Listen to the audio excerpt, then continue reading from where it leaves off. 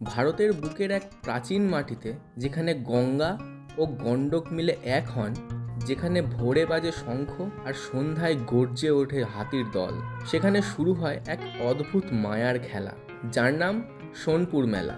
এটা এক জীবন্ত কিংবদন্তি যেখানে পুরাণ, পশু, পূজা আর উৎসব একসাথে নেচে ওঠে। এটা হলো সেই মেলা যেখানে ভারতের আত্মা খেলে যায় প্রতিটি গলিতে, প্রতিটি ঘোড়ার টকবক শব্দে, প্রতিটি ঢোলের তালে।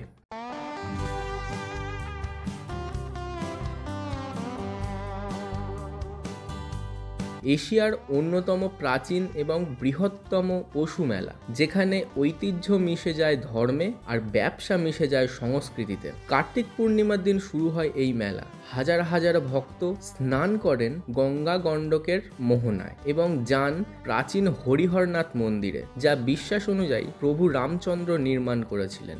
এই স্থানটি সম্পর্কিত একটি বিখ্যাত পৌরাণিক কাহিনী হল গজেন্দ্র মোক্ষ, যেখানে ভগবান বিষ্ণু একটি হাতিকে কুমিরের হাত থেকে রক্ষা করেন। এই কাহিনী আজও এই মেলার প্রাণ। কিন্তু সোনপুর মেলার আসল আকর্ষণ তার বিশাল পশু বাজার। একসময় এখানে হাতি কেনা বেচা হতো রাজাদের জন্য। আজও সেই ঐতিহ্য কিন্তু বজায় আছে। যদিও হাতি বিক্রি নিষিদ্ধ, কিন্তু প্রদর্শন এখনো হয়। এখানে আসে হাজার হাজার ব্যবসায়ী।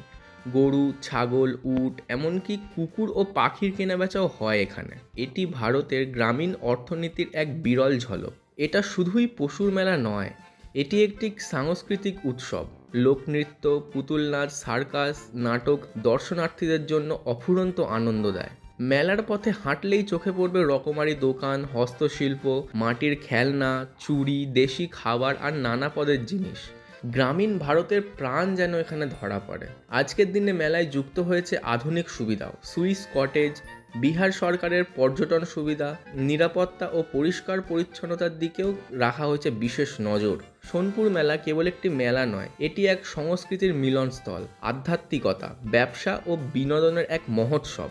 নভেম্বরে যদি আপনি বিহারে থাকেন, তবে সোনপুর মেলা কিন্তু মিস করবেন না। কারণ কিছু অভিজ্ঞতা দেখার জন্য নয়, মাঠে গিয়ে উপলব্ধি করার জন্য। সোনপুর মেলা আমাদের দেখায় ভারতের অতীত, তার ঐতিহ্য, তার প্রাণ।